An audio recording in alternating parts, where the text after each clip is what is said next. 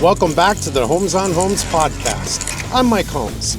I started this podcast to keep educating people on how to make it right, just like I've been doing for over 20 years on television. Here, you'll find raw, unscripted conversations with experts on building healthy homes, choosing quality products, safety at home, and more. Let's get started.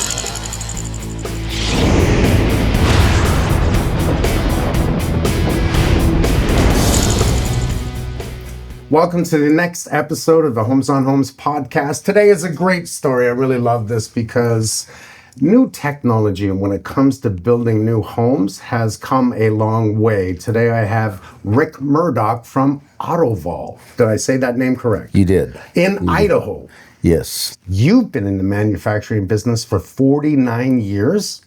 Yes, 49 years. Manufacturing houses indoors? Yes, sir. Oh, you didn't start off as a contractor like me? No.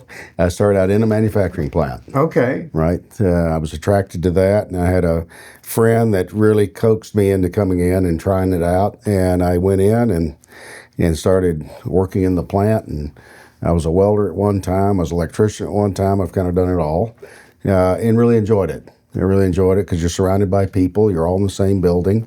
And you're producing something that was less expensive, and that's what was needed at the time. And then we got better because we added, brilliant technology in. Because that was the problem with modular homes back then. And when I want to talk about the words modular, made indoors, you call it so many different things. Modular was based on square footage, on how you could put the house together in modular design, right? Even though it's built indoors. And the wonderful thing about building houses indoors is you're not fighting the environment. You can do it quicker. You ship it in place. The house is literally erected in just a few days, and then you got your finishing stages. So a little bit about Autovol, which I thought was amazing. You started this and you broke ground in 2018, $104 million private equity. Autovol produced 2.7 million square feet of apartments, about 3,500 units, almost 4,800 bedrooms. So that's pretty incredible. What I find fascinating is the size of the place. 400,000 square feet of automation and 30,000 square feet of office space. But within this, you're not just doing modular homes. You have robots, the automation in this. And now you've caught my attention because I'm really curious. Let's talk about the mistakes of the past. And the mistakes of the past, they were trying to do minimum code, building a house indoors. So there's your bat insulation, your vapor barrier on the warm side. I understand all the technology. I hope you know that I believe highly in a thermal break over a thermal barrier. And that's the insulation. I don't like bat insulation. I don't like the vapor barrier. We did this when we went down to New Orleans. That's how we built this house to withstand a Category 5 hurricane. So tell me a little bit about Autovol. Well, Autovol is it's one of a kind today in the United States. It's the only fully automated robotic manufacturing company in the country. It's got 66 robots, and it's got about 260 people, right? And the robots work for the people, right? And it takes the heavy lifting off people, puts it on machines, which lets people work longer, takes care of their health better, their physical better, all those different things, and gives them the time to take their intellect and put it in different areas in the company. And not to mention robots don't sleep, so they can just robots don't sleep, and they're precise. Right, you get the precision every time. It's not once. And if you've ever been out in the construction world, you know what the weight of the tools are that you have to carry. And any human, when you're doing that all day long, you can't be as exact as what you'd like to be because it's physically challenging. Factory-built homes years ago, to me, weren't good enough. There was some companies that just built the walls, and then they stacked the walls on the truck. They bring them in, crane in the walls, tie it all together, then stick frame the roof, bring in the trusses, stick frame the interior walls. There's some that build modular design, say 12 by 20, put it on a trailer, bring it in, crane in that one piece, crane in the next piece. Do you do all of this, or which way do you do it? we're a volumetric builder, right, for the company. And so we build a six-sided box, so to speak, right? And we do all the interior finishes to where it's ready to go to complete. They've got appliances in it. Everything's done, wiring, plumbing, HVAC. It's all complete inside that module. Right, and that's what we call them. We call them modules, right? And so our company really focuses on affordable housing because we think that's where the need's the greatest. Cut the costs, make some less expensive, and build it in 40% of the time that it takes to build sticks. So I'm reading that when you guys bring it in, it's 80% complete. Yes. And all you have is the last 20%. Yes. Mm-hmm. So you are really building the box. Yes. Putting it on a trailer, bringing it in, craning it in, attaching the boxes together based on square footage. And I've always said over the years, we should be building houses not to exceed 1,000 square feet, because we really don't need 10,000, 5,000 square feet. We should be building smarter. And if you want, just based on 1,000 square feet, which is easy to build indoors, is that you can do a flat roof and have a livable space on the roof, a usable space on the roof. So there's ways we can change this concept and still have a great footprint and save on the environment, save on the energy consumption. So far, I'm really intrigued, okay? So to be 80% finished. Do you do plug and play when you box it together? We do. Okay. Right. So really what we do is our particular buildings, we've built 5-story multifamily apartment buildings, right, all over the western United States. We're not a single family housing builder. We chose to focus on density, right, and going up. Right, and so those boxes are totally complete on the interior. All your services are run out to the corridors, and so when you get on site, all your services coming in the building go straight into the corridors, hooked to each one of those units, and as soon as that's attached, you can flip on the lights and it's finished the interior. This is finely thought out. I mean, exceptionally, finely thought out. Yes. So these are the little things. Now, how do you help the environment? Now, I'm going to look at this and say, just really, you try to not travel too far, but you do, right? Like, how far do you service? We have an 800-mile radius. 800-mile radius. Right. And that's just really because manufacturing is different than typical construction because they're not contractors, you're employees. Right. Right. And so they have to be taken care of 12 months out of the year, because they're raising families, right? And so an 800-mile radius, what that gives you the opportunity to do is different markets, right? Because in 800 miles, one market may be suffering while another market's growing. And so it gives you the versatility to pull off all those markets to continually run a manufacturing plant without shutting it down. It's a full-time business. Full-time. You doing this 49 years, tell me about your tripping areas. Like, it was never perfect, was it? No. So where did you learn from your mistakes? What fine mistakes years ago did you learn from and what'd you do about it? In the manufactured housing business, that was years ago, 49 years ago.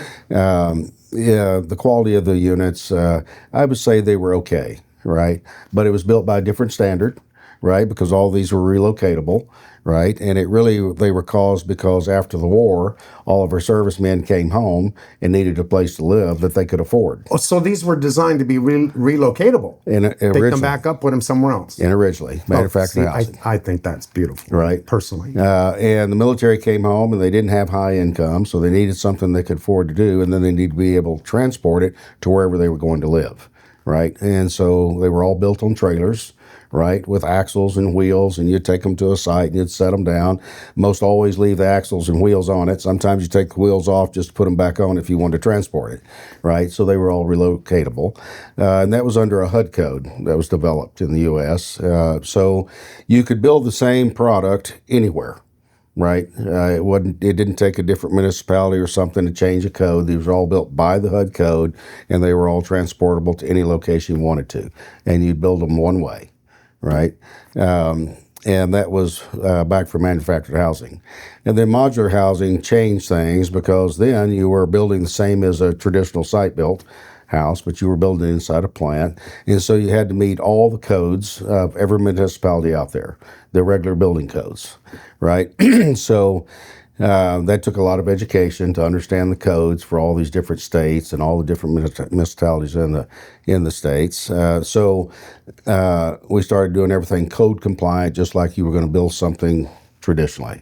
Did you find that minimum code even years ago? Because I did, the bat insulation, the vapor barrier. I remember them joking with me, and I'm talking to engineers in New Orleans when they go, oh, he's going to put the vapor barrier on the inside. And I said, actually, I'm not using vapor barrier. I didn't like the way they were talking to me. So on the warm side, it's always on the warm side. Depending how hot the area is, they're going to put on the outside. And the idea is to stop that hot airflow, if it's really hot outside, from getting it to the inside of the house, and vice versa in the summer, the cool air escaping. The issue with it, when I talk about this all the time, why does mold actually grow?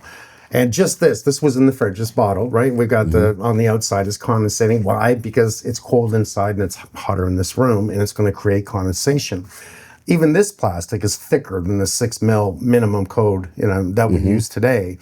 The whole point of this was to create a thermal break over a thermal barrier, because this didn't work. So a thermal break, whether you use a closed cell spray foam, which you see on the show that I do all the time, or just think the simplicity of a cooler.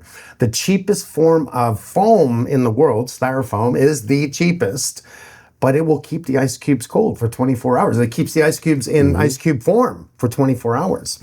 So that creates the thermal break, stopping the hot from eating cold, which is the first food group of mold. Second is organic, the lumber, the paper on the drywall. What have you done, and because I'm curious, have you taken this to the next level? Are you doing compression on your walls? Are they put through presses? What do you do? We don't use compression. We're building our walls, and then we're insulating our walls with a craft back insulation, and then we back it with a barrier that comes over the top of that, and then a barrier that also is sprayed on, right, to saturate the house and make sure that we have a barrier-free house. Right, so our construction is typical of traditional construction today. We follow the prescriptive path that's given us through our engineering and codes to build according to what the codes are today. Do you do anything above code? Now, first of all, I'm quite confident that you do everything very well, because if you're covering the codes of literally the United States on any given area, which we need to do this, so you're already above code doing this, especially because you're combining it across the country. But if you attempted to go further, because the automation I get, it just makes it faster, simpler, within a fraction of an inch of mistake. There's almost no errors whatsoever. And with that, have you changed materials, lumber? Have you tried fire-rated lumber? Have you gone further into just, let's say, the further things in the future? I'm curious. Yes, we've tried several different things, and we build several different ways, because sometimes our approvals require fire-treated lumber, right? So we have buildings that have fire-treated lumbers, and we have other buildings that do not, right? The difference of what we do is we build with a grade 1 lumber material. We don't use 2 and better. Good. We don't use any of that because we want the cleanest lumber we can possibly get. We do that, and then we do something a little bit different on our seams, because when you're building, as you know, you got plywood seams, you got sheetrock seams, and they always fall on a 2x4, right? And which really tells you that you've got about a ½ inch on either way to make a good secure fasting on those. We use a 3x, right? And we use the 3x so we can lap it over, have plenty of room to do all of our fasting and so forth. Do you glue? We glue everything. All wood structures are glued, and then it's fastened. And the wonderful thing about automation is, if you're in a manual plant, right, you're people, you're carrying 4x8 materials or 4x9 materials, and it's clumsy, right? And so usually that's a flat table, and you're going to come back and you spread glue on it the best way that you can, right? And then most people pick up the sheet and slide it across because they can't pick it up and set it in there, right? Which wipes all the glue off, right? And then they secure it, and it's glued, right? Automation is totally different. Automation, when it comes through automation, you have a robotic gluing arm that 100% glues all the wood structure on the panel. And to the exact amount necessary. Exact amount necessary, and a fine bead, exactly where it's supposed to go. And then the wonderful thing about automation is that you have a robot pick that up, your sheathing, whether it be plywood or whether it be sheetrock, and pick it up and set it straight down into the glue. And then you have other robot arms that come in and fasten it immediately, right? And so now you've got a one bond. And I would tell you that with automation and gluing, let's just say you wanted to go in and you need to replace a piece of sheetrock because a hole got knocked in it, right? Well, now it becomes a job because when you pull off the sheetrock, the lumber comes with it, right? You glue your drywall too? Absolutely. Oh, I'm very impressed. We glue and screw, we don't nail, right? We screw everything because we want that tight fit, right? We don't want any gaps, right? And so we glue and screw sheetrock, plywood, any sheathing that goes on any member is glued and screwed. There's two factors in this, and thank you so much for saying that you literally glue and screw everything. You've heard me on the show say this for years. Yes. Glue it and screw it, don't nail it. Nailing, we still have to meet engineering based on patterns. Like when in New Orleans, it was a 1-inch nail staggered pattern for the sheathing on the outside, and they wanted to build it with 2x3. I'm like, no, that's too little. And I said, you might as well take a machine gun to the stud, because if you're doing a 1-inch staggered nail pattern based on hurricane theories and codes, that's no good. I said, why don't we glue it, do a 4-inch staggered nail pattern? The engineer looks at me, he goes, okay, I'll check that out. He goes home, he does his math. I know what he was doing. He does his math, he comes back the next day, he goes, that's really good. I love that. I love that. He knew the glue. I told him PL Premium at the time. That's the one we used. Then we bolted the house together. We did everything. But I believe in that too, because a lot of the drywallers out there, and let's just go to stick framing for a minute, none of them glue the drywall. No. Now, everything in just understanding technology expands and contracts. So that's one. And two, you're going to pick that up and put it on a truck, and it's going to drive down the road, and it's going to shake and shimmy. So the more we glue it and screw it and hold everything tight, it usually doesn't loosen up. Yeah. It stays as tight as when, in this case, the robots picked it up and put it down gently. Exactly. And that's kind of the way we look at it. We look at a fastener as being something that's going to suck the material to the next material and get that glue bond, right? So the strength is in the glue, not the fastener, right? Because to your point, if you're building a modular building, you're going to handle that module 5 times, right? And you're going to be picking it up to put it on a truck. Then you're going to be taking it off a truck to set it on cribs in order to sit there until it's needed. Then you're going to pick that up and put it on a truck. Then you're going to take it to a crane. You're going to pick it up again. You're going to crane it in place, right? And so any type of wood structure that you're using, once you move it 5 times, loosen. it's going to come loose, right? Somewhere. Right? So you get nail pops, you get screw pops, you get all these different things. Not only when you glue it do you fasten the sheathing to the wood, but actually when you run your screw through those surfaces, now you've glued your screw into the wood. Almost like a washer. Absolutely. Right? And so that glue also takes care of the screw, and now you have a surface that's not going to come apart. This is really nice, 400,000 square feet. How many modulars can you guys do at a time? So let's first move back. You're mainly doing 5-story apartments, correct? Yes. Okay, do you do single family dwellings? We don't do any single family dwellings. And you're doing this for the reason that we need more housing for the people. Yes. Is that right? Yes, more housing. Okay, so we could use that here in Canada. So density is important. Yeah, we could definitely use that here in Canada. I mean, that's happening everywhere. I mean, kids are having kids, and people are moving in. The population is growing, and we need to control it. What is your average size apartment? Our average size apartment is about 800 square foot. Each module is about 800 square foot. So we build studio apartments, right, which is 500 square foot. We build 1-bedroom, 2-bedroom, 3-bedroom. Whatever the design is for that building, we can build it with modular. And you've made this because it's so efficient and built quickly, literally, that it's affordable. Yes, it's more affordable in most places. Yeah, modular doesn't work everywhere. I mean, there's places in the States where your labor is so inexpensive that building a plant and having those overheads may be a little more expensive than what you've got already, right? So we look at those markets that could really use the help.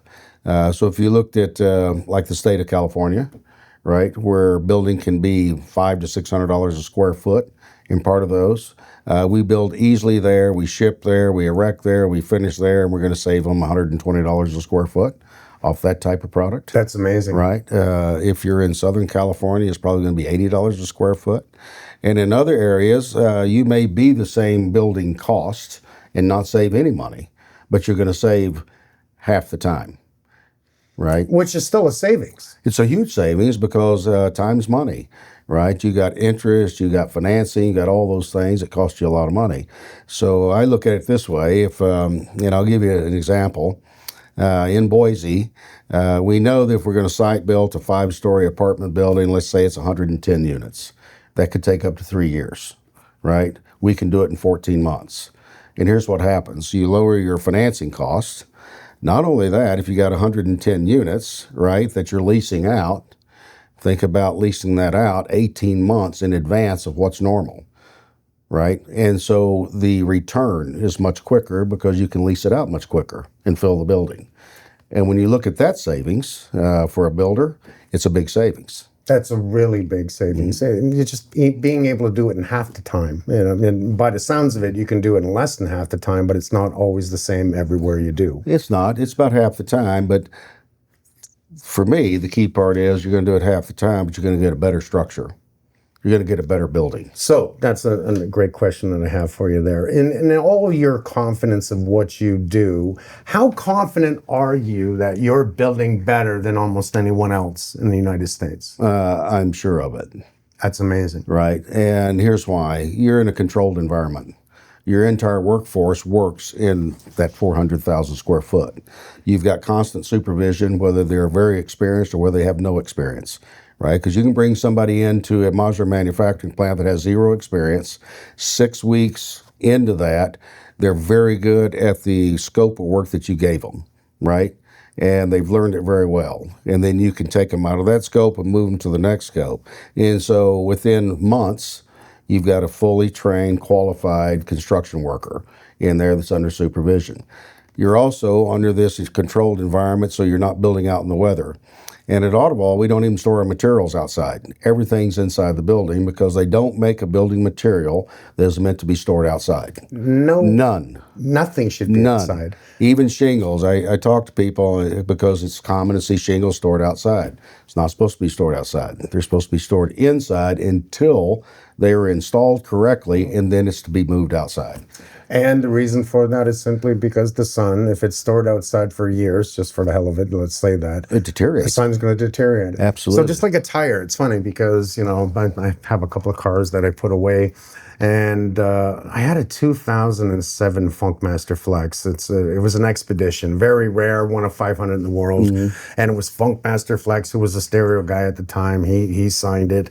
Mine was number 495. So the thing has only got 12,000 kilometers on it to this date. I had to replace the tires. It's been inside. Yes. It's not outside. Why did I have to replace the tires?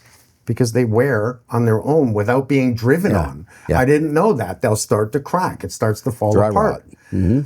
And that's put inside. So longevity again. And if it's outside, it's only going to happen faster is the point. So you look at your plumbing materials, whether it be PEX, whether it be copper. If they're outside, it deteriorates the product, right, before it ever gets used, right? There's not a product that's built today in housing that is meant to be stored outside in the weather. Good for you for learning over the years. You run this like you're the man. Are you the one that runs it? Yes, I am. Okay. Yeah, I'm the founder. I had that CEO. feeling. I had that feeling. Good for you, because this is really what is necessary. You found the mistakes, perfected the mistakes, know how to do it. And what I love about this is your workforce, and we're going to talk about that, are learning how to do it properly. And they're learning, I'm hoping, integrity at the same time. Yeah. That, you can't let a mistake pass. Everything has to be perfect before it leaves that warehouse. Leaving Autovol. Yes. Autovol, where'd the name come from? You know what? Autovol came from just looking at what Autovol stands for is automated volumetric modular.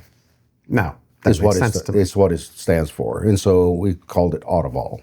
Now that makes sense to me, because I was thinking Autovol sounds like car vault. Yeah. But I was curious. I knew there was going to be Automated an answer to this. volumetric modular. Yeah, and speaking of the trades, I mean, I read in some of the reports you guys have that, a couple of million left the trades only a few years ago due to COVID, et cetera. And I've noticed over the years, being in the construction industry, that a lot of moms and dads, and especially dads that are in the trades, because it's mainly men driven. Now women are in, and I'm loving that. Yes. I'm sure you've got a lot I of love women. I'm excited about women being in Yeah. the trades, just because it's funny, because women will give men a reason to work harder. They just will, because if the woman's really good, now he's got to try harder. So, leaving that alone, I'm also seeing that, the dad's not telling the kids, I don't want you to get in the trades. My back is broke. My knees are gone. Go learn computers. So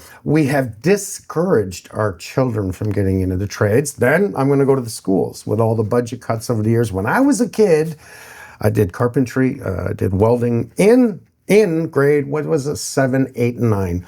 I did carpentry, welding, sheet metal, Mechanics. Yeah. I got 100% mechanics. Now I can't fix nothing in the car. But it comes to the house. That's what I do. Yeah. But the point was, it created temptation for the next generation, and having that removed from the schools has been a very bad thing. It's why we are today. It's why we're where we're at. Right? We haven't taught them anything. So used to, when you left high school, if nothing else, you could go do a trade because you were taught in school how to do it. So it kind of gave you a head start to go get in a trade and be able to get into construction and make a living, because not everybody goes to college. Right. So, and I took all those classes when I was in school. And then years down the road, I look up, they're not teaching anything in school. I know. Right. And I'm thinking, okay, so if you're not going to college, what are you going to do when you get out of school? And what do you know to do? What do you even have any idea of to go and start a career, right? So it's kind of interesting. Today, they're starting to move the trades back into schools, right? And what that tells you is they see that, oh no, we got to have trades in schools or things can't get built. And we have, over the years, and I'm going to say the government, they missed that bus. They really did. They talked about the trades all the time, but they didn't really inject it. When you see, I love it when the government actually does, they put money into infrastructure. Then people got to be in the trades to do infrastructure, fix roads, fix bridges, etc. Great, because it gets people making money. It gets stuff fixed in the country that is absolutely necessary. And now with the shortage of homes, the shortage of trades, they're getting back to it. You know Skills USA, right?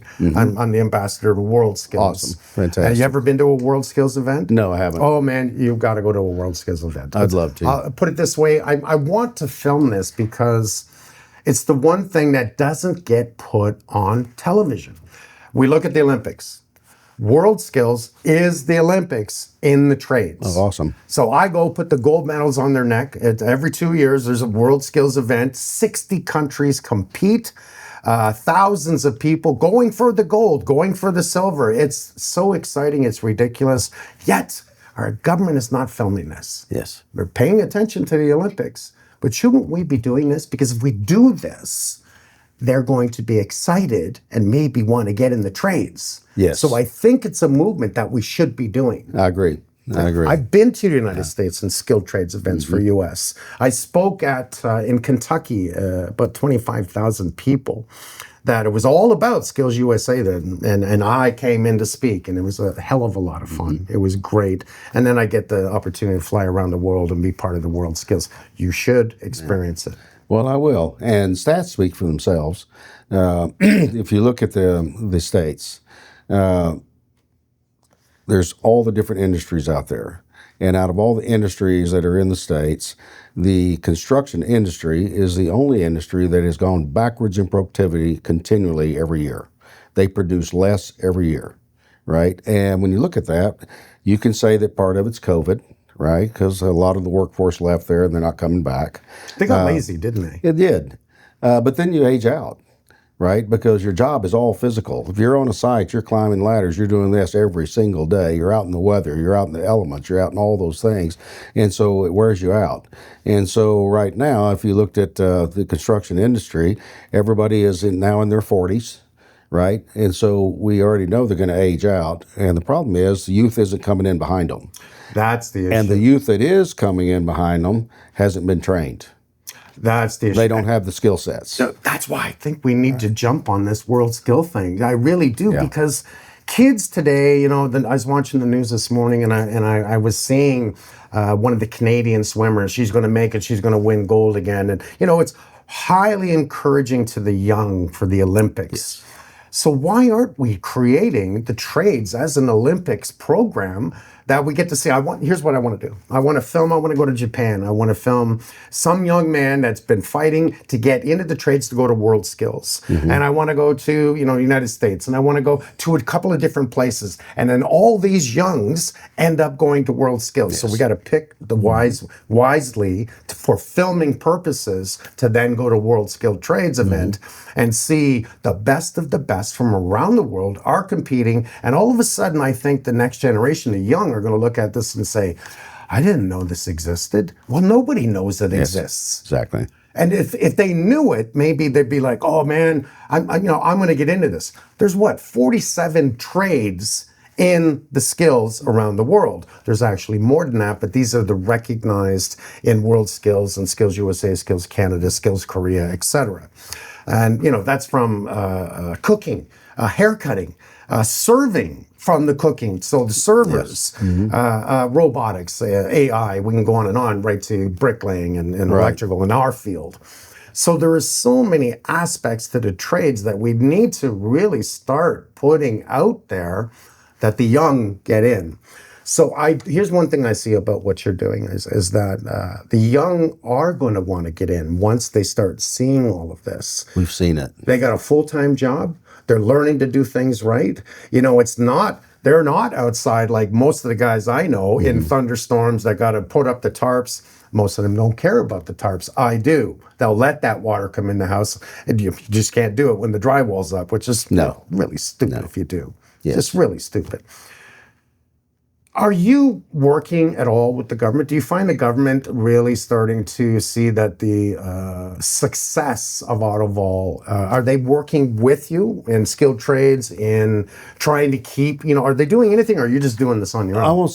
I wouldn't necessarily say the government is. I think they're coming around to it. But I would tell you that the universities are. Universities now are really focused on trades back in schools and back in universities. For us particularly, they're really picking up automation, robotics, and so forth because they know that's the future, right? And they're training there. And so we work with our local universities there. And we've got people that's coming over there to work with us while they're going to school and get training there and so forth. So I've seen that happen, but that's only been in the last few years I've seen that happen, right? Them starting to come around and say, okay, now we're teaching this. And then our community, it's a university community, and so everybody's involved with that. And you meet them through the chambers, you meet them through this, and then all of a sudden you have a relationship with the university to where they're using you. I've spoken at them before, they've come to us before, and I know our facility, everybody's toured that facility. Okay, this is wonderful. I mean, I even read that home buyers, whether or not it's a 5-story building or not, can come in and you'll show them how the houses are being built. So they're understanding it. You know what? It's kind of interesting because that's true, because I won't accept a project unless they come physically and see how we build it, walk through our shop, meet our people, look at the construction type we do, and we sit down face to face. Right? It's not a transaction that's done over a telephone, because I won't do that. I think you and I have a lot in common. Yeah, I think we do too. Because it's important, because the relationship's just as important in the build as the material you're going to build with, right? And understanding what their desires are and then making sure that you can meet their desires. So everyone that we build for is coming in. They're going all the way through the facility. They're seeing how it's built, and they get to see a finished project or a finished product. And the nice thing about Autovol is you don't have to say, oh, which one should I show them, right? Show them any one of them. It doesn't matter. They're all finished. Nothing goes outside unfinished. It's already complete.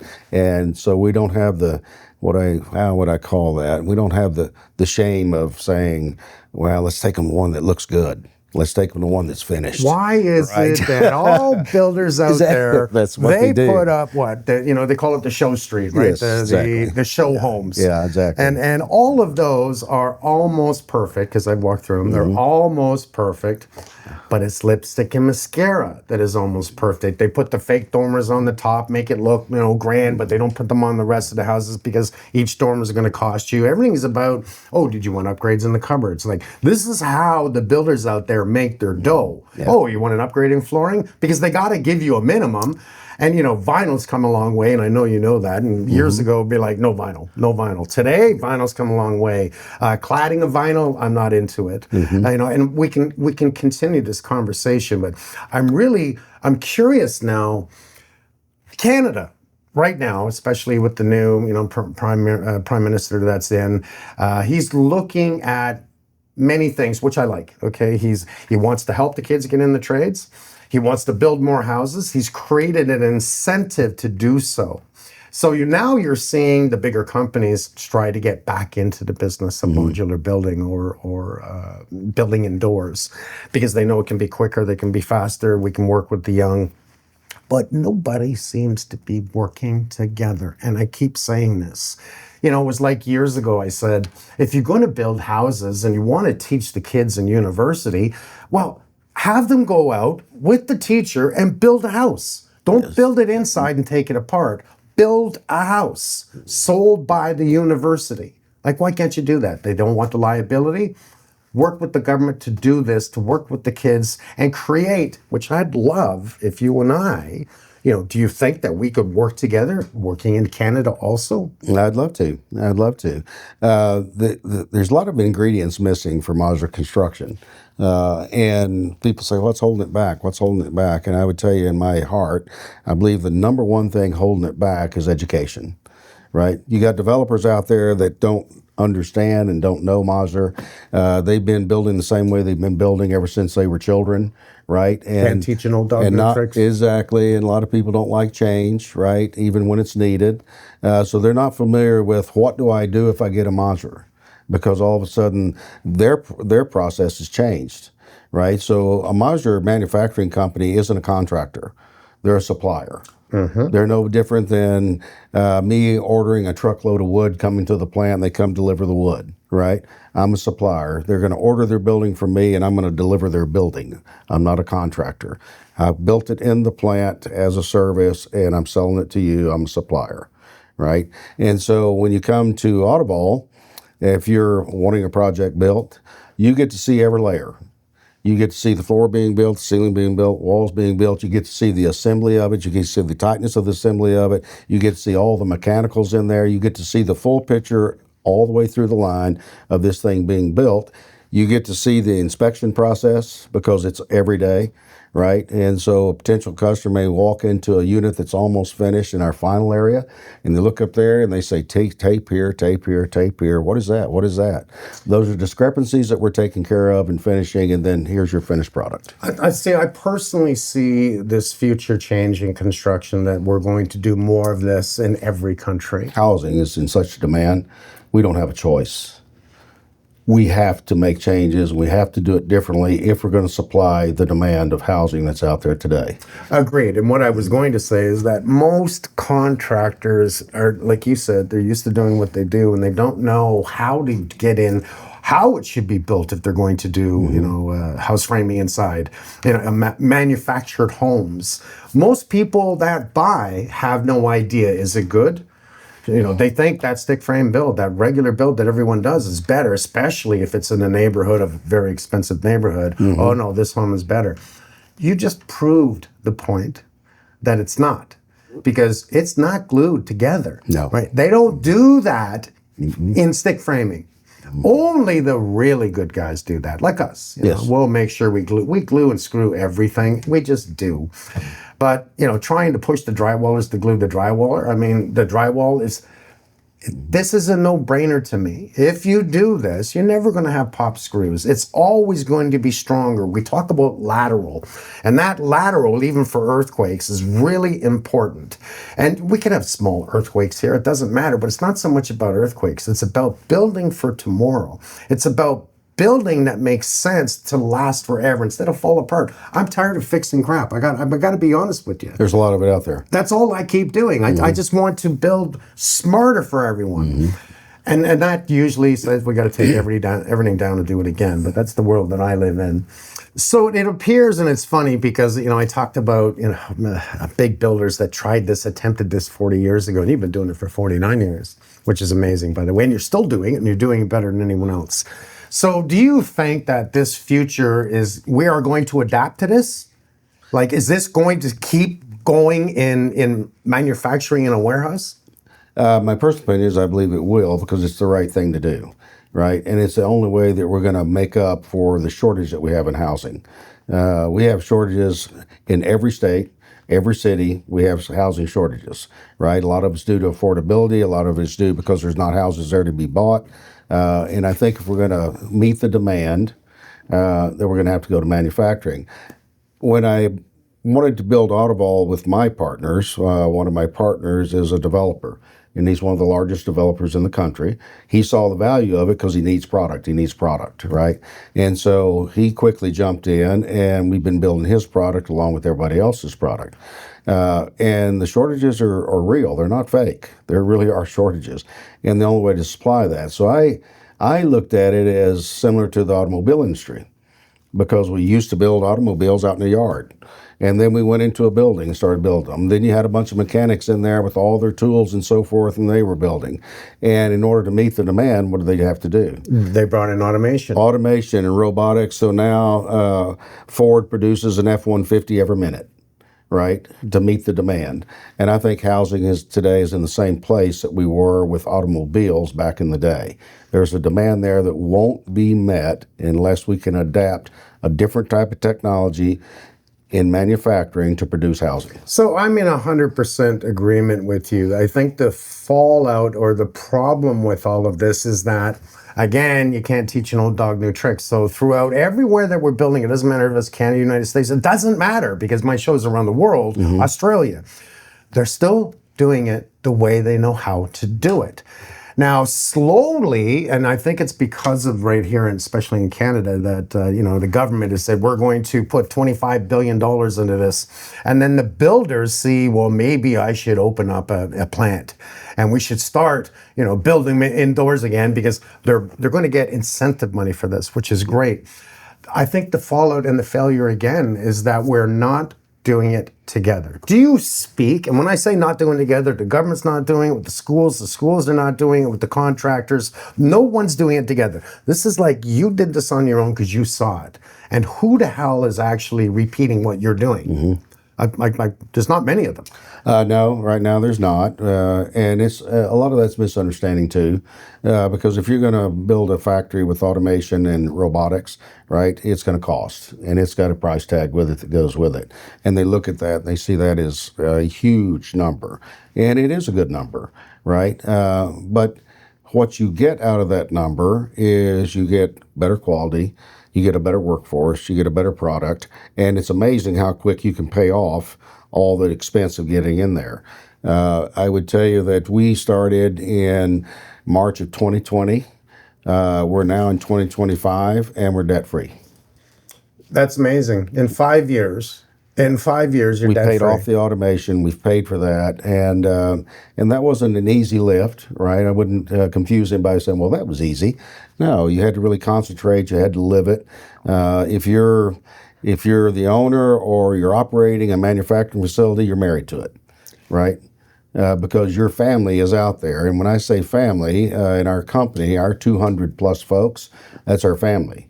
We know them, we know their children, we know everything about them because we're very selective on who we bring into our company, right? Because I don't hire by pedigree, I hire by character, right? I want somebody that understands what families are built for and how we do it and how we help each other. Do you speak at green events or any construction events? Do you ever get I up speak at with the institute, our manufactured institution, World of Modular. I've been asked to speak at different consortiums in different World states. Green Show by chance? I have not. Okay. I mean, you need to do more of this, but as far as I'm concerned. Yeah. Just because this needs to get out. Have you thought of I've never been a fan of franchising a company, but have you thought of building somewhere else and continuing in the United States? Constantly. I've got another company that helps others do that. Okay. Right. We So help. you've created a company that helps people get into this. I do. Oh, I like that. Yeah, and that's Waypaver International, right? And basically, it's a company that it's a consulting company because we don't get in there and build it for you, but we'll teach you everything you need to know about it, and we have all the mechanisms to help you get started. So it's a company where people will reach out to us about starting a manufacturing plant, and so we'll go through a list of questions and due diligence to see if we think it'll be successful. We do feasibility studies to see if it's going to be successful. We look at the folks wanting to do it to see if we believe they would be successful, and then we outline it. So if they're wanting a fully automated plant, then I'm going to want to know, what do you want to build per year? What's your volume look like? What type of product are you going to build? So I can design a manufacturing facility and the automation to get their job done. Talk about a big help. We go as far as helping them with their QA manuals that they have to have in the plant, their safety manuals they have to have in the plant, how you set up a plant with each one of the stations that has a scope of work into it. We can tell them how many people need to be in that station to get that scope of work done, so we can kind of give them the whole view of what their workforce is going to look like. We work all the way through that to make sure that they're successful. You're even better than I first thought. Seriously. Well, I don't know about that. No, I don't find, I don't get to meet too many well-qualified, intelligent people when it comes to the building industry. I just don't. Yeah. And you have very much impressed me. Well, thank you. I appreciate that. I really care because if I'm going to help somebody start up a company, well, first of all, if they're using our company, and it's a team of 5 that's been doing it all of our lives, and we've learned through bloody noses and black eyes, right, that you don't do that again. And we've looked for technology to help us. But if we're going to help somebody, our name's on it, right? And you don't put your name on something unless you feel confident it's going to be very successful. When I was a kid, my dad always said to me, Mike, if you're going to do anything, do it right the first time. He was pretty heavy on that. Yeah. And then, next thing you know, I own Make It Right, around the world. I love it. And why? Because if you do it wrong, make it right. If you do something wrong, make it right. If you stand up to what you believe in and what you care about, you need to make it right. It's just that easy. I was raised a lot by my grandfather, and my grandfather would say, your name is the only thing you have. What are you going to do with it? It's the one thing that follows you till the day you die. And so if you're going to do something, be sure that you can put your name on it and be proud of it, right? And so that's how we operate. Rick, this was a very special day for me because I got to meet somebody with the same passions as myself. I've never met you before. I've only heard about this, and I was excited to have you come in. And I hope that to everyone out there, you're understanding why I chose this subject today, because it is the future. We need to think about our future kids, our future families, and our future environment of where we're going to live. Thanks for making it right.